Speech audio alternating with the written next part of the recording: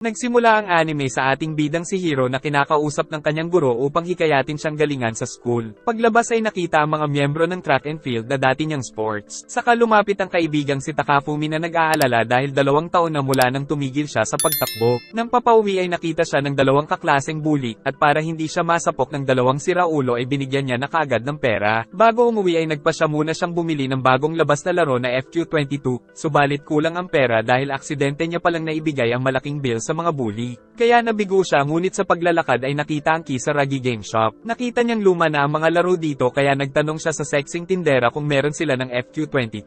Ngunit natawa ng malakas ang babae dahil pangit daw ang larong ito. Nagtaka ang binata sa inaasal ng tindera, saka ayaw din itong sagutin kung meron siyang stock o wala. Kaya aalis na sana ang binata pero inakit siya ng magandang dilag gamit ang mga siopaw kaya pinagpawisan. At sinabing meron daw siyang stock sa mas murang halaga, subalit ibang laro ang ibinigay nito na agad niyang pinunch para hindi na ito maisaoli. Saka sinabing mas maganda ito dahil sa ultimate realism na features. At nang ayaw pa ring pumayag ng bida ay sinabi ng dalaga na ang larong ito ay rated SPG kaya tumibok ang puso ng binata. Pero dahil ayaw talaga ni Hiro ay tinukso siya ng dalaga. Saka hinawakan sa kamay at nagpakilalang siya daw si Riona at handa daw siyang maging personal instructor ng bida sa laro. Kaya hindi na siya nakatanggi. Ngunit nakitang 10 taon na pala ang laro kaya tinawagan ng babae pero hindi sumasagot, ngunit hindi niya naman magawang ibalibag dahil napakamahal. Pag-uwi ay nakita ang kapatid niyang si Kaide na naka-underwear, kaya nagpaliwanag na hindi niya sinasadya. Kaya binuksan niya na lang ang game at nilagay sa console. Tapos naupo sa isang silya na kumonekta sa kanyang mga ugat. Nakapasok siya sa game kung saan sinabi ng anghel na kailangan niyang patayin ang Demon Lord na nasa Flora Castle. Pagmulat ng mata ay namangha siya sa game dahil napakadaling kumilos saka nararamdaman din niya ang hangin, pati na rin ang hawakan ng bintana na tila nasa tunay na mundo lang siya. Ngunit nang tumama ang paa sa silya ay nalamang mararamdaman mo rin pala ang sakit. Dumating ang kababata niya sa game na si Alice nang mapansin niyang tila totoong tao ang NPC. Kaya nagtap siya para makumpirma kung nasa loob pa rin siya ng game. Giit ni Alice na nangako daw si Hiro na tutulong sa pamimites ng mansanas, kaya dumating na rin si Martin na kuya ni Alice. Binigyan siya ng mansanas kaya nalamang may pang-amoy at panlasa din pala sa loob ng game. Nilabas ni Alice ang kutsilyo para hiwain ang mansanas. Ngunit nang itanong ng bida kung paano makapunta sa Flora Castle ay labis na natakot ang dalawa.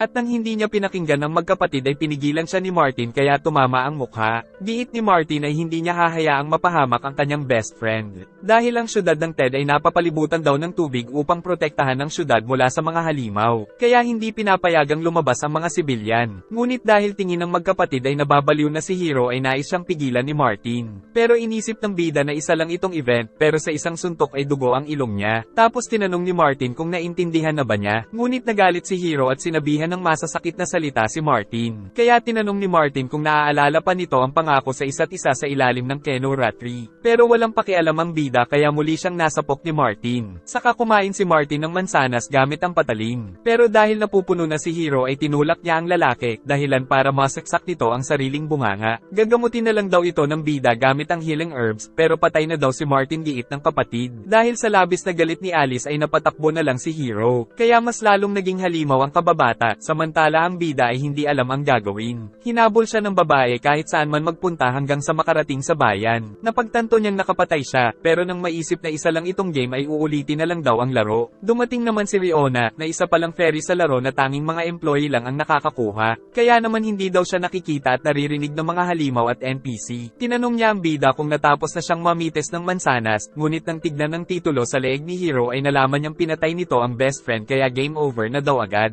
Sinabi ng bida na isang aksidente ang nangyari kaya uulit na lang daw siya. Sagot ng fairy na hindi ito maaari dahil ang special features ng laro ay ang ultimate realism. At ang data ay nakasave daw mismo sa console kaya kung nais niyang umulit ay kailangang bumili ng bago. Ngunit napakamahal ng console kaya nais na lang isaoli ni Hiro ang game pero hindi daw nagpaparefund ang shop ng babae. Sa halip ay makipagkita na lang daw sila kay Ginji dahil dumaan din ito sa nararanasan ngayon ng bida. At dahil wanted na si Hiro sa syudad ay nagpunta muna sila sa bilihan ng damit para mag-disguise. Pero dahil nakilala siya ng tindero ay nagpadagdag ito ng 10 pilak para hindi siya isumbong. Naglakad na sila para hanapin si Ginji at makahingi ng advice nang matagpuan siya ni Alice. Napahanga si Riona sa talino ng NPC, samantala galit na ang dalaga dahil balak na siyang tuliin. Umatake ito at napatumba siya dahil tumaas pala ng 10 beses ang stats nito nung napatay ng bida si Martin. Kaya wala siyang nagawa kundi ang tumakbo. Dahil sa nangyari ay nalaman ng bida na napapagod din pala ang mga players kahit nasa loob ng laro. Magla-logout na sana si Hiro pero hindi niya magawa dahil nasa kalaban pa pala siya kay Alice. Sumugod ang babae at nahiwa siya sa kamay.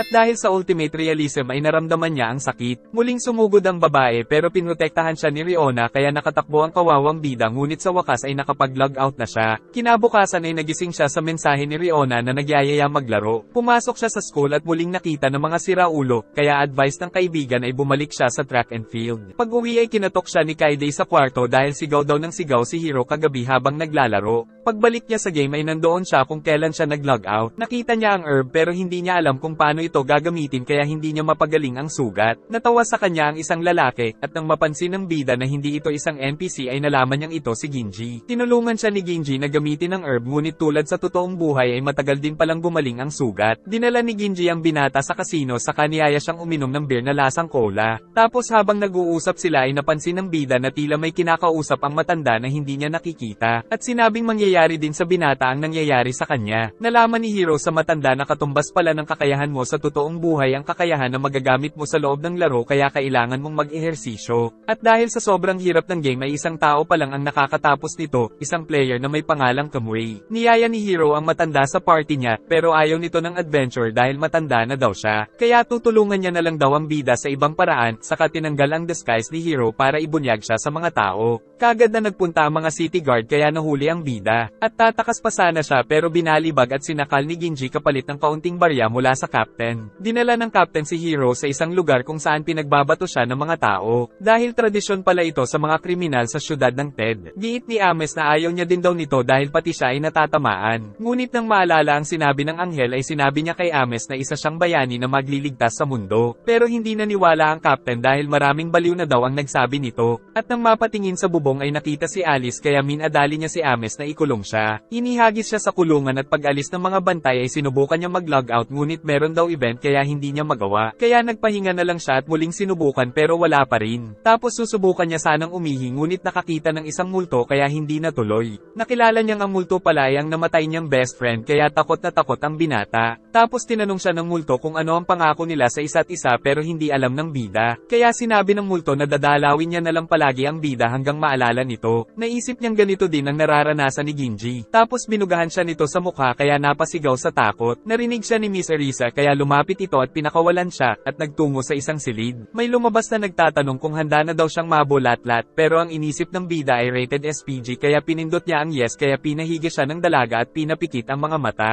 Excited na ang bida subalit pagdilat ng mata ay nag-change outfit ang babae tapos nakatali na siya. Tapos naglabas ito ng patalim dahil tutorturin pala siya ng babae kaya napasigaw ng malakas. Dumating si Riona at humingi ng paumanhin dahil marami daw siyang inesikaso. Naintindihan naman siya ng bida, ngunit nanunood lang pala ito ng telenovela kaya nagalit ang binata. Nais nang putulin ni Miss Ariza ang isa niyang paa. Kaya si Riona na daw ang bahala subalit nag-cheer lang pala ang bruha. Isang dampilang ay nasugatan agad ang binata kaya takot na siya. Dahilan para makaihi at mapaiyak ang ating bida na siyang labis na ikinatuwa ni Miss Arisa. Ngunit bago pa nito maputol ang paa ay dumating si Ames na sinasabing pakawalan daw si Hiro dahil sa utos ng pinuno ng city guard na si Tesla. Nakita ni Riona sa titulo ng bida na ang dahilan kaya siya nakaligtas ay dahil nakaihi siya. Subalit dahil sa labis na kahihiyan ay nag-log out na si Hiro saka isinumpa ang laro. Pagka-log out ay hindi naman siya nakaihi sa tunay na mundo. Pinakita ang nakaraan ng bida nung isa pa siyang magaling na atleta sa track and field. At noon ay suportado pa siya ni Kaide. Sinabi ni Takafumi na may mga scout daw na manunood kaya mahalaga ang laban na ito. Iihi sana ang binata pero nakita siya ng sikat na runner na si Mike. Kinausap siya nito kaya nakalimutan niya ng umihi. Kaya nang magsimula ang karera ay hindi siya komportable. At ang malala ay nadapa siya na ikinabigla ng mga fans nito. Ngunit nangyari ang mas masama dahil nakaihi ang bida sa harap ng maraming tao. Kaya naman pinagtawanan siya ng mga ito pati ng kanyang guro. Hinugasan niya sa CR ang brief pero dahil sa inis ay tinapon lang ito sa basurahan. Sinalubong siya ng kapatid para pag-aani ng loob, ngunit tuluyan nang nag-quit ang bida sa pagtakbo. Dumating si Mike kaya nagpaliwanag si Hiro pero hindi siya pinakikinggan nito. Sa kasalukuyan ay nakasimangot ang kapatid dahil ang ingay daw ni Hiro kapag naglalaro siya tuwing gabi. Giit ng binata na tumigil na siya sa paglalaro, ngunit ininsulto siya ni Kaide na isa siyang quitter sa lahat ng bagay. Pagpasok sa school ay nakita na naman siya ng mga bully kaya kaagad niyang binigyan ng pera. Nag-alala naman si Takafumi ngunit hindi na ito alintana ni Hiro. Tumawag sa kanya si Riona dahil nais siyang papuntahin sa shop. Ngunit papunta talaga ang bida para isauli ang laro. Agad itong ibinigay ni Hiro pero ayaw tanggapin ng dalaga dahil malapit na daw sa exciting na part ang kwento.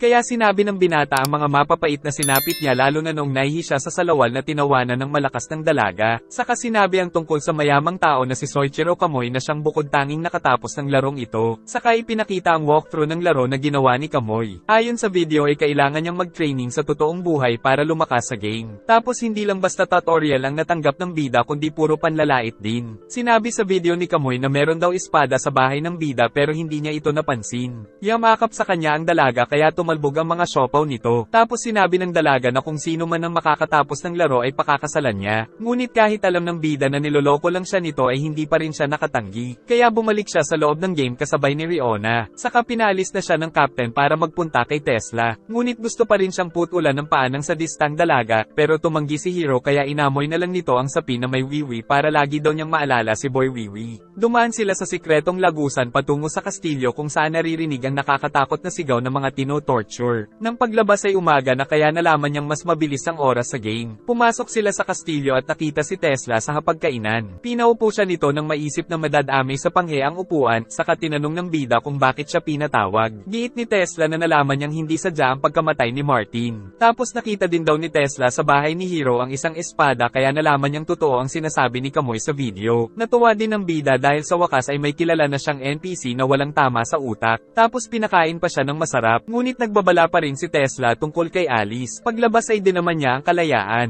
Ngunit habang naglalakad pabalik sa bahay ay galit pa rin pala sa kanya ang mga tao kaya pinagbabato. At kahit nakapagtago ay hinahanap pa rin siya kaya naisip ni Riona na bumili sila ng smoke bomb pero kaunti na lang ang pera ng binata. Kaya sinabi ng fairy na tulad sa totoong mundo ay kailangang magtrabaho para magkaroon ng pera. Nagpunta sila sa lihim na office para manghingi ng trabaho sa masungit na babae. Pero pinapalitan niya ito dahil ang gusto niya ay madali lang matapos. Ngunit binigyan siya ng pamalo dahil kailangan niya daw pasayahin ng isang masokistang lalaki sa pamamagitan ng pagpalo sa puwet nito. Pero ayaw tanggapin ni Hiro kaya kinwelyuhan siya ng matanda. Dahil wala silang nakuhang trabaho ay naisip ni Riona na mangutang kay Ginji. Nagpunta sila sa kasino at pinag-usapan nila Riona at Ginji ang tungkol sa pagwiwi ng bida dahil sa takot. Sa kabinulong ng fairy sa binata na kailangan nilang makuha ang loob ng sira-ulong matanda para makautang. Pero nilait-lait lang nito ang bida ng Boy Wiwi, pero hindi naman pinautang. Kaya nagalit si Hiro at pinatumba ang matanda pero bago ito suntukin ay napigilan ng bida. Ngunit nagsulsol pa ang fairy kaya tuluyan silang nagsuntukan. Inilabas ng matanda ang brass knuckles subalit nasa bunutan siya ng binata kaya kinurot siya nito sa tagiliran. Susuntukin na sana ito ni Hiro nang dumating si Martin kaya labis na natakot. Humingi ng tawad si Hiro kay Ginji nang umupo ito at nakatulog pero nag-alala ang bida na baka napatay niya ito. Saka pinaniwala ng fairy si Ginji na may postahan silang ibibigay ang lahat ng pera ng matatalo sa suntukan kaya binigay ng matanda ang lahat ng pera niya. Pagkatapos ay pumili sila ng shop, isang matanda at isang sexing dalaga. Pinili nila ang shop ng sexing dalaga at maayos naman sila nitong pinagbilhan ng 2 smoke bomb. Pero nagdagdag pa ito ng presyo dahil sa masamang reputasyon ni Hiro. Saka naningil pa ito ng 10 pilak dahil sa pagkausap niya sa binata dahil sikat daw siyang babae. Tapos may bodyguard pa kaya wala nang nagawa ang bida kundi magbayad. Nakabalik na sila sa bahay ni Hiro at nakitang meron ngang espada. Subalit naghihintay pala dito si Alice kaya labis siyang kinabahan. Ginamit niya ang smoke bomb pero kailangan pa pala itong sindihan. Subalit wala na siyang oras dahil tutuliin na siya ng dalaga. Ngunit bago siya mapaslang ay dumating si Miss Arisa dahil ayaw daw niyang mamatay ang kanyang Boy Wiwi. At nasundan daw ng babae si Hiro dahil sa amoy ng salawal nito. Iniligtas nito si Hiro mula kay Alice. At muling sumugod pero nasa lag ni Miss Arisa. Ngunit pag-atake niya nakatakbo pala si Alice sa kisame. Tinapon ni Hiro ang kutsilyo nito pero may 2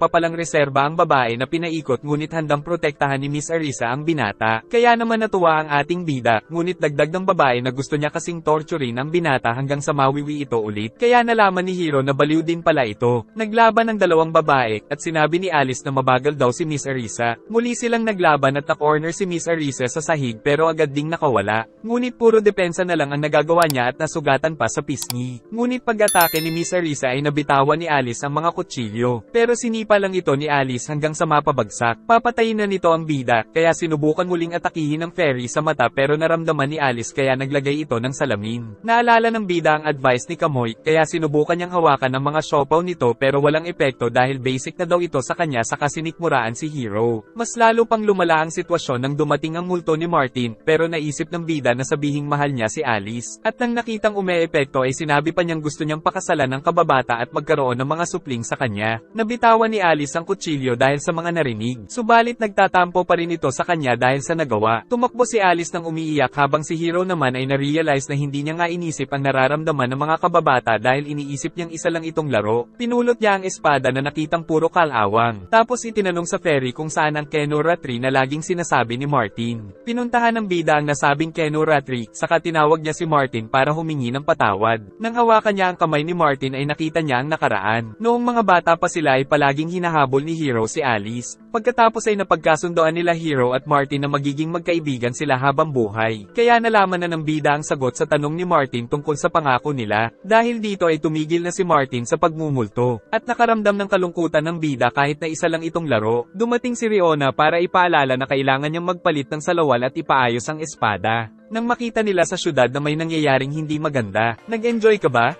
Maraming salamat sa panonood at mag-like and subscribe ka na rin, at paki-follow na rin pati sa ating Facebook page na makikita ang link sa description ng video. Wawa chup chup.